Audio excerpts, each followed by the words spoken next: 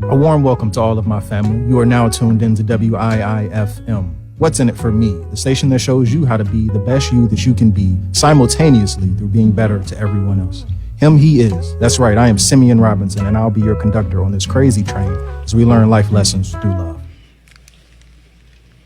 Thank you for tuning in. I hope you're having a good day, or that you will have a good day after this message. Today's going to be the first part 2 that we have. Today's message is Independence Can Become Resentment, part 2. Today's message is Independence Can Become Resentment, part 2. This message today is for anyone that has a problem depending on anyone, for anyone who has a problem trusting anyone, and for anybody who has a problem even asking anyone else for help. This is for anyone that ties their identity into not needing anyone else or not having anyone else. This is for anyone who ties their identity into not needing anyone else or not having anyone else. And this is more than just people. This is more than just relationship. This even ties back into our relationship with God. So this isn't just for love when it comes to human to human. This is love when it comes to self-love, and this is love when it comes to our relationship with God. And I'll give you the definitions again so that this will help better understand this message. The definition of independent, which is an adjective, it means free from outside control, not depending on another's authority. It also means not depending on another for livelihood or subsistence. So you are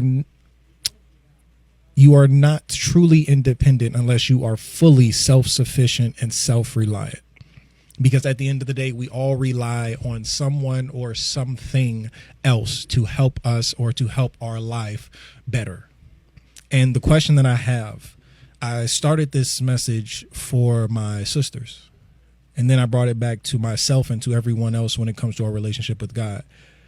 But for my women, do you truly like being independent, or have the people that you depended on in your past forced you to be? Do you truly like being independent, or have the people in your past forced you to be? And this is more than just relationships with romance involved. Maybe you grew up in a house that had trust issues. Maybe you grew up in a single parent house, and your parent told you not to trust anyone or not to depend anyone. And they thought that it was helpful to you, but it was coming from a place of hurt.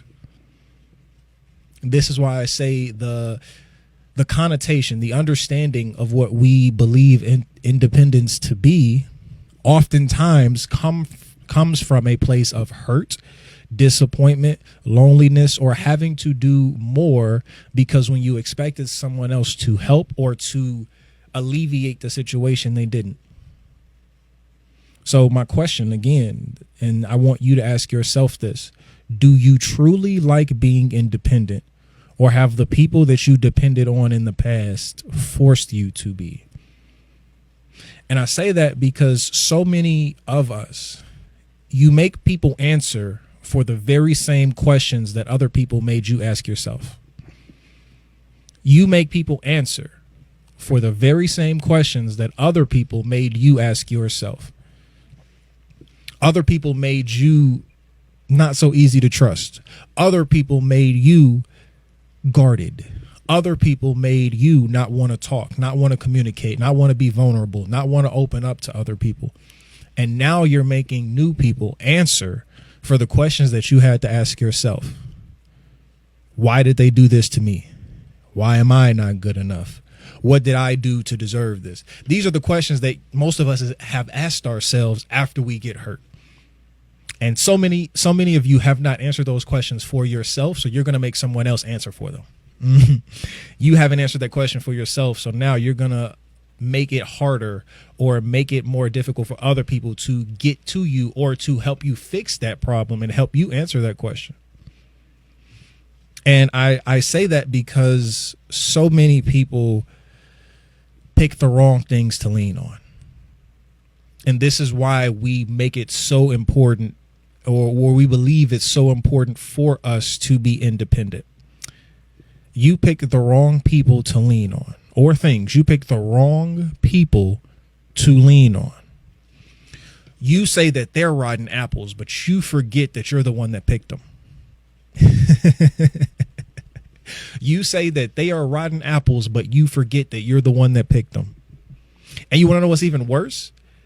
So many of you have rotted your own fruit because of that. Because you kept the rotten fruit for so long, it contaminated the rest of your good fruit.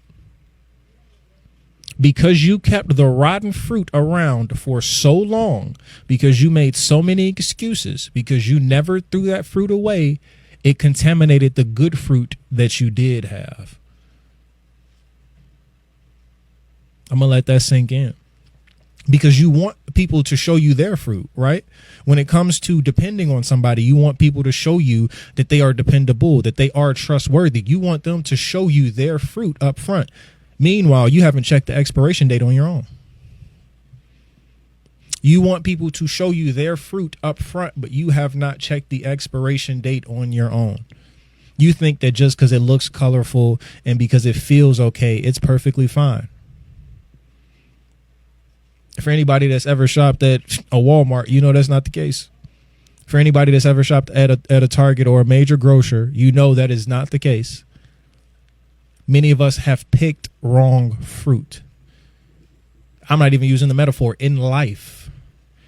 And when you pick wrong fruit, especially when you have different fruit or more of that fruit, you have to get rid of the bad fruit. Otherwise, that fruit will contaminate the rest of the fruit. So even if you're doing 8 things right because you did that one thing wrong and you kept doing that one thing wrong, or you kept that one person around that did not make anything else that you were doing make sense, it contaminated the rest of the fruit. It contaminated the rest of the fruit. You want people to prove to you that you can depend on them, but part of you can't even depend on yourself to pick dependable people. And that's the nuance that we don't want to talk about. You picked the bad apple, and now you got to check the expiration date on your own fruit. So you want people to now show you that they're dependable, but part of you can't even depend on yourself to pick the right people. You want them to show you they're dependable, but you can't depend on yourself to pick dependable people. That's a catch-22. That's an oxymoron. It doesn't make sense until we check ourselves. And I'll take it a step further. Let's move away from the relationship. You want God to show you that he's there. He never left, but you chose him second, if you chose him at all. You want God to prove to you, to show me a sign that he's there. He never left. He was always there, but you chose him second, if at all. You put God after the money. You put God after your career. You put God after your lust. You put God after your addiction. You put God after your family. You put God after your title. You put God after your race or after your gender. You put God after your identity. And when God tried to correct you or tell you that what you were doing were wrong, you chose what made you comfortable before you chose God. And now you're wondering, God, where are you at? He never left. He never left, but he cannot take the wheel until you get in the passenger seat. He cannot take the wheel. Jesus can't take the wheel till you get in the passenger seat.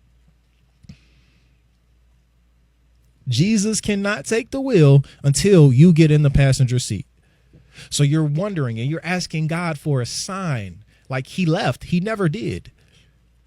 But you put him in second place. And now that is why I'm trying to teach you the way I had to teach myself, that no one is independent, because when we feel that and we get into that spirit, that mindset, we apply that to even God himself. It's not just relationship. It's not just the man. It's not just, your family. We apply that subconsciously, albeit we apply that to God himself. And then when we're like, God, why aren't you moving in my life? Because you moved God out of your life. Ooh. God can't move in your life because you moved God out of your life. You're looking for a sign, and the sign has always been there, but you turned your head in a different direction. And most people say that they're independent because they can't trust. When it comes to women in relationships, they need you to show you or show them that you can trust them. And everybody has a different set of requirements, a different prerequisite, albeit for them to believe that they can trust you, whether they actually can or not. We'll get into that in a second. But most people say they're independent because they can't trust. Oh, I got to do everything myself because I can't trust anybody else to do it. That's micromanaging. You don't really trust other people to help you out, or you've never had anybody to help you out. So you can't trust anybody new because you think it's going to fail. So you don't really give anybody a fair chance to show you that they can be there and that they can do their part. So most people say they're independent because they can't trust. Most people don't believe in God because they can't trust. Or most people need to work on their relationship with God because they can't trust. And you have equipped your own decisions onto God's will. You have labeled your own decisions, poor ones at that, as God's will. And now you're like, God, I don't trust the vision that you have for my life when you went against it. You don't trust the vision that God had for your life, but you don't want to be accountable to the fact that you went against it. When he told you to use your power, when he told you to use the talent that he gave you, you didn't. You were scared. You shied away. You didn't tell that person that needed that message God gave you. You didn't tell them. You didn't give that person the money on the street when it was in your head or your heart to do it initially. The second thought was, oh, they're faking, or I don't need it. And Jesus said, you did that to me because whenever you do it to the least of these, you did it for me. So you don't even have a good relationship with Jesus because you don't even have a good enough relationship with your purpose and the things that Jesus is telling you to do for his own children. Most people say they're independent because they can't trust. Let me blow your mind. Trust is easy until honesty and integrity become hard. Trust is easy until honesty and integrity become hard. It's real easy not to lie to you when it doesn't benefit me. I can only prove to you that you can trust me when I tell you the truth, even knowing now you have this information, you can make better decisions for yourself. That is why people lie to you, because now that you have this information, you can make better decisions. Now that I tell you the truth, you can make a decision for yourself and not for me, because I'm telling you these things because I want you to make a specific decision. Trust is easy until honesty and integrity become hard. Integrity doesn't mean anything when everything is okay. Honesty doesn't mean anything when there's no reason to lie. When there's a reason to lie and you still are honest, that is when trust is built. And that's what people don't understand. Oh, they've been around for this amount of time. Oh, they did X, Y, Z when it was easy. Being a friend doesn't mean anything when it's easy. Being a friend means everything when it's hard to be your friend. Being a friend means everything when it's hard for you to listen. Being a friend means everything when I'm telling you that what you're doing is not best for you and you're still being stubborn. Do I leave? Do I step back? Or do I still love you with grace? That is when being a friend is important. That is when trust is important. More importantly, being dependable is important because it is hard to be dependable until it's easy to become invisible. It's hard to be dependable until it's easy to become invisible. Whenever you see a celebrity get into trouble, all of their friends become invisible. Why? Because they don't want to be associated with that person. Those friends aren't dependable. You can only depend on someone when it's hard. Showing me that I can depend on you doesn't mean anything if I don't really need it, or if it is not a sacrifice for me to even utter the words, "Can you help me?" out of my mouth. The things that you're afraid to ask people to help you with, that's what you need to ask people for help. because the little things don't mean anything to you. And we often take those things for granted. When people do help us and when we can depend on people for what we deem the little things, we don't always deem them dependable. Why? Because being dependable is easy, or being dependable is hard, I should say, until it's easy to become invisible. When you're going through stuff and it's better for my life that I'm not in yours, but I'm still in yours, that's when you know you can depend on me. When it's easier for me not to be in your life, it's easier for my life not to be in your life, but I still choose to be, that's when you know you can depend on me.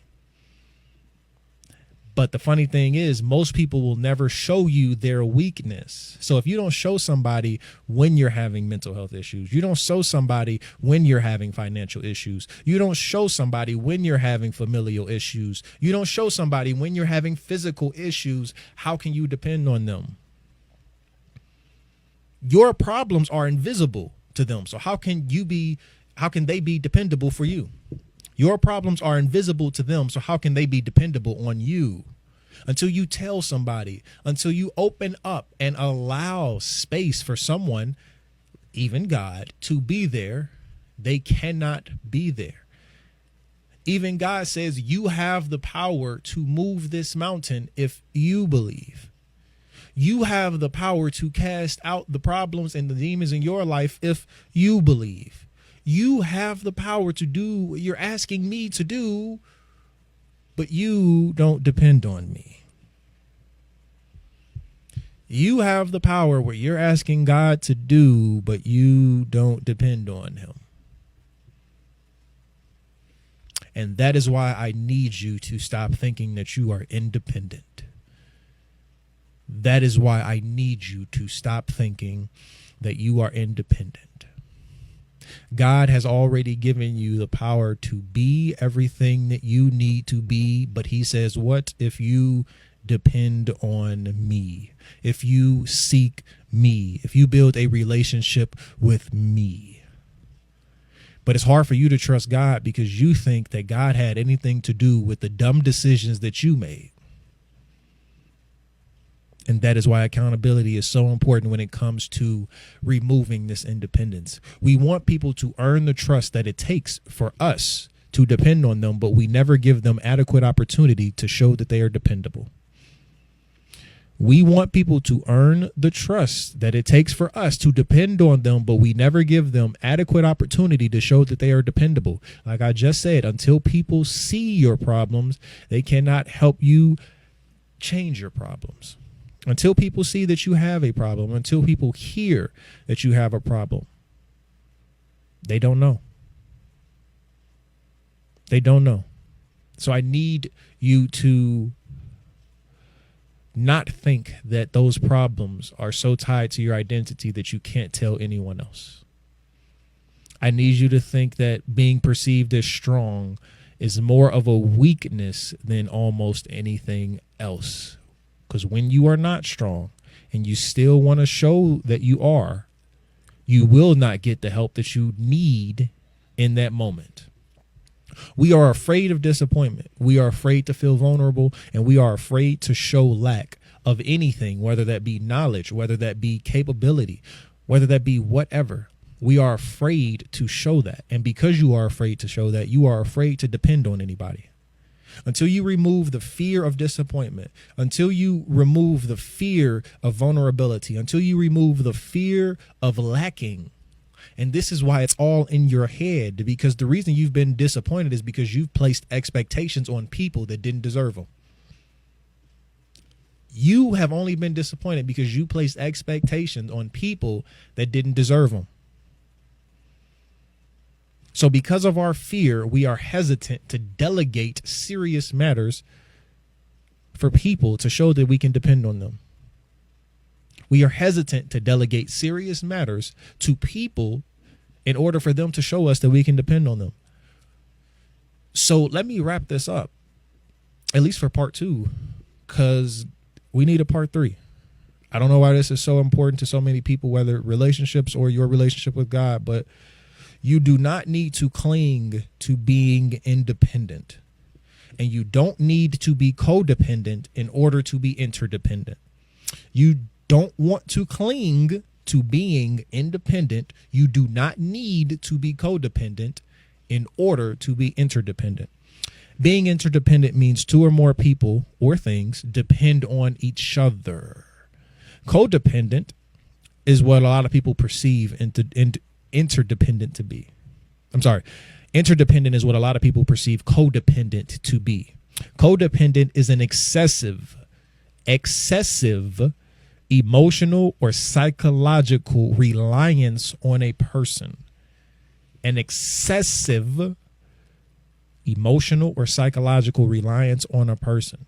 So it's not bad to rely on people when you understand what they are good to rely on. You feel that you need to be independent because you relied on somebody that never was good for them to rely on for that thing. They told you they weren't reliable, or they showed you, and you still relied on them. You have to take accountability for saying, I'm part of the reason I can't trust. It's not just what people did to me, it's what I allowed them to do to me. So in order for you not to be codependent, I'm going to give you some signs of codependency. Lack of boundaries, lack of identity, insecurity, and a constant need for reassurance. These are only some. Lack of boundaries by people pleasing, by an inability to say no. If you can't say no, and if you can't hold your own boundary for your own safety, security, and mental health, you are codependent. You're either codependent to that person, or you're codependent to the idea of always being there for people, which leads me to the people pleasing and leads me to number 2, a lack of your own identity. Your personality depends on other people, a hobby, or another thing. That is why addiction is so important, because people become codependent on whatever they're addicted to.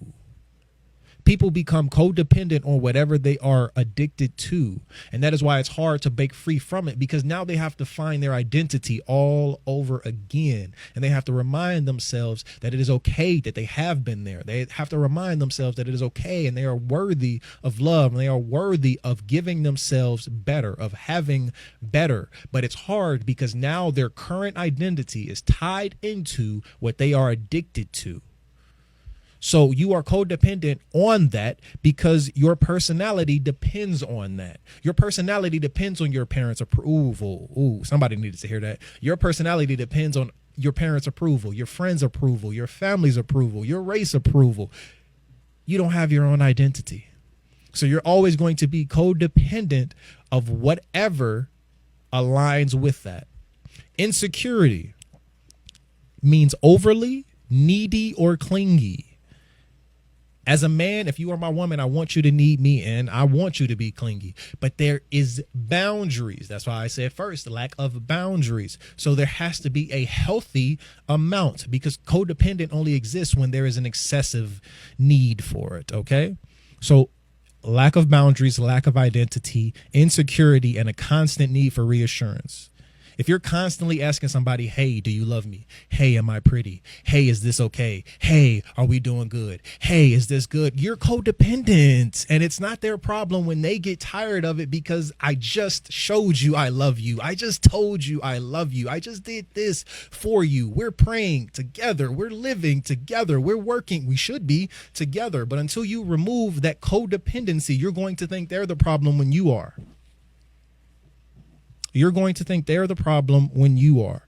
So this is why we need a part 3. And I'm sorry to leave you on that. I am sorry to leave you on that. But if you're watching on YouTube, please make sure you like this video. Please make sure you comment your thoughts. I will be sure to add them in part 3. I hope this message helped you. I really do. I hope this message helped you create your own identity. I hope this message helped you create a better relationship with your partner. I hope this message gives you questions to ask yourself so that you can create a better relationship with God, more importantly and above all else. And next week, we will talk about healthy boundaries for dependency independency and being interdependent. So I pray that this message is received well. I pray that it stays in your heart.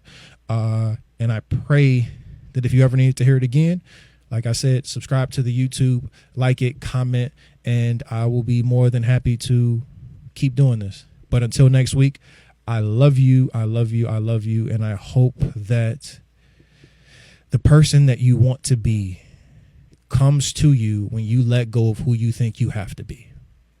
Till next time. Love you.